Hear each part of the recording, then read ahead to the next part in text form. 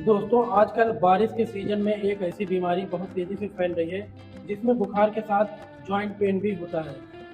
वो इंसान को चलने फिरने लायक नहीं छोड़ता। लोग कंफ्यूज हो जाते हैं कि ये डेंगू है या कुछ और। दोस्तों इसका नाम है चिकनगुनिया। हेलो दोस्तों, मैं हूं डॉक्टर जिसान और आज के इस वीडियो में हम बात करेंगे चिकनगुनिया के बारे में। इसके कारण क्या हैं, इसके लक्षण क्या हैं, इसकी डायग्नोसिस, ट्रीटमेंट और प्रिवेंशन, सब कुछ आसान भाषा में। चिकनगुनिया एक वायरल इन्फेक्शन है जो एडिस इजिप्टी और एडिस एल्बोपिक्टस मच्छर के काटने से फैलती है। ये वही मच्छर है जो डेंगू और जीका वायरस भी फैलाता है। इम्पॉर्टेंट बात यह है कि मच्छर सुबह और शाम के टाइम में ज़्यादा एक्टिव होता है। बात करेंगे इसके सिम्टम्स की कि क्या क्या लक्षण देखने को मिलते हैं। चिकनगुनिया के सिम्टम्स यूजुअली 3 से 7 दिन में अपीयर होते हैं। मच्छर के काटने के बाद लगभग 3 से 7 दिन का समय लगता है, उसके बाद धीरे धीरे लक्षण दिखाई देते हैं। सबसे पहला जो लक्षण दिखाई देता है, तेज बुखार, अचानक से बहुत तेज बुखार। इसके अलावा जोड़ों में बहुत ज़्यादा दर्द, जितने भी जॉइंट है जैसे घुटने हो गया, कलाई हो गया या उंगलियों के छोटे जॉइंट में बहुत ज़्यादा दर्द होता है। थकान और कमजोरी बहुत ज़्यादा लगती है। इसके अलावा सर दर्द बहुत तेज रहता है, रैसेज निकलते हैं, स्किन पे दाने निकलते हैं छोटे छोटे। इसके अलावा कभी कभी आंखों में लालिमा हो जाती है, मतलब रेडनेस हो जाती है आंखों के अंदर। सबसे खास बात है चिकनगुनिया की ये कि चिकनगुनिया में जॉइंट पेन इतना सीवियर होता है कि पेशेंट को चलना मुश्किल हो जाता है। तो बात करेंगे इसकी डायग्नोसिस की कि इसको कैसे आइडेंटिफाई करते हैं कि इसको ये प्रॉब्लम हुई है। तो जो इसका टेस्ट होता है जिससे आइडेंटिफाई करते हैं, डायग्नोसिस के लिए ब्लड टेस्ट किया जाता है जिसका नाम है ELISA test, ELISA, ELISA test, जो चिकनगुनिया वायरस के एंटीबॉडीज को डिटेक्ट करता है। कभी कभी RT-PCR भी होता है कंफर्म करने के लिए। तो डॉक्टर जो है सिम्टम्स और टेस्ट दोनों मिला करके इस टेस्ट और लक्षण को दोनों के आधार पर उसके बाद एक अच्छी डायग्नोसिस बनाते हैं कि एकदम क्लियर ये चिकनगुनिया ही है। तो बात करेंगे ट्रीटमेंट की कि कौन सी मेडिसिन दी जाती है। दोस्तों चिकनगुनिया के इलाज के बेसिक पॉइंट ये हैं कि इसका कोई डायरेक्ट एंटीवायरल मेडिसिन अवेलेबल नहीं है, मतलब ऐसी कोई गोली या दवा नहीं है जो वायरस को ख़त्म कर दे। इलाज हमेशा सिम्टम्स के हिसाब से किया जाता है, मतलब कि सिम्टोमेटिक ट्रीटमेंट चलता है। जैसे कि जो जो प्रॉब्लम दिखाई देती है उसी के आधार पर उसकी मेडिसिन दी जाती है। जैसे फीवर हो रहा है तो फीवर के लिए पैरासीटामॉल 500 mg या 650 mg 6 से 8 घंटे के बीच में 3 से 4 बार दिया जाता है।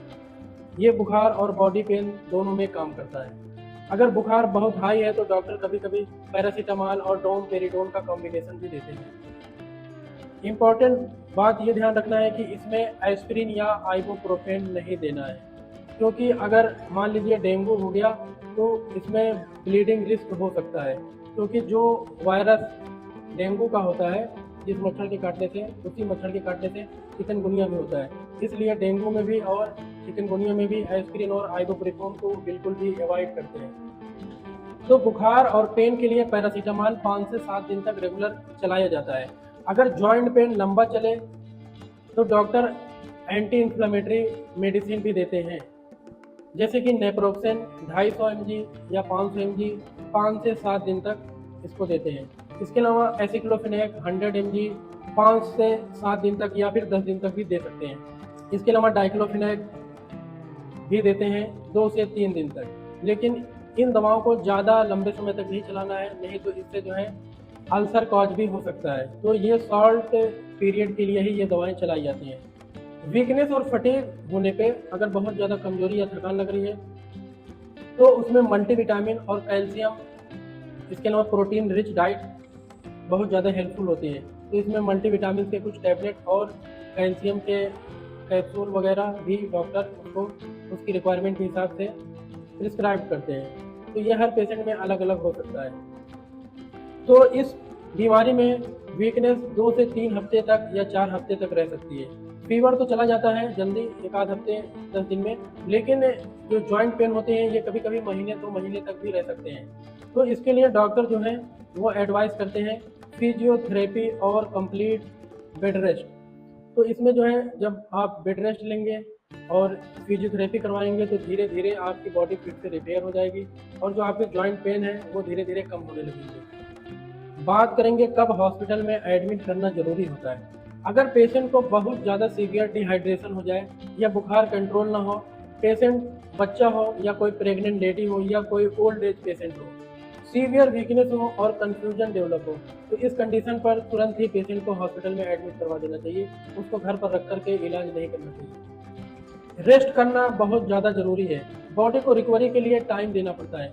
कभी कभी तो आपका फीवर जो है 10-15 दिन में रिकवर हो जाएगा, ठीक हो जाएगा, लेकिन जो है पूरी बॉडी कम्प्लीटली रिकवर होने में आपको महीने, 2 महीने, 3 महीने भी लग सकते हैं, क्योंकि जॉइंट पेन इतनी जल्दी नहीं जाते हैं।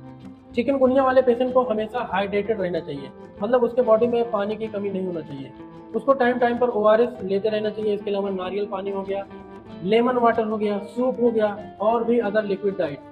बॉडी में वीकनेस और डिहाइड्रेशन चिकनगुनिया में बहुत ज़्यादा कॉमन है, इसलिए पानी की कमी नहीं होना चाहिए, नहीं तो इससे और भी ज़्यादा आपको प्रॉब्लम हो सकती है। तो बात करेंगे प्रिवेंशन की कि इससे कैसे बचा जाए। चिकनगुनिया का बेस्ट ट्रीटमेंट एक्चुअली प्रिवेंशन ही है। मच्छर काटने से बचाव करें।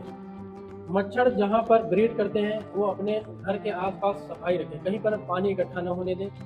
मच्छरदानी का इस्तेमाल करें, फुल स्लीव कपड़े पहनें और रेपिलेंट का इस्तेमाल करें, जैसे कि मॉस्किटो कॉइल हो गया या ऑल आउट हो गया, इसके अलावा ओडोमॉस हो गया। इन सब चीज़ों का इस्तेमाल करें। सुबह शाम स्पेशल केयर करें, सुबह शाम स्पेशल केयर लें, क्योंकि मच्छर इसी टाइम ज़्यादा एक्टिव होते हैं। तो दोस्तों, चिकनगुनिया एक कॉमन लेकिन डेंजरस वायरल इन्फेक्शन है जो इंसान को लंबे समय तक परेशान कर सकता है। अगर बुखार के साथ सीवियर जॉइंट पेन हो तो तुरंत डॉक्टर से चेकअप कराना जरूरी है। अपने घर और आसपास मच्छर को पैदा ही मत होने दीजिए।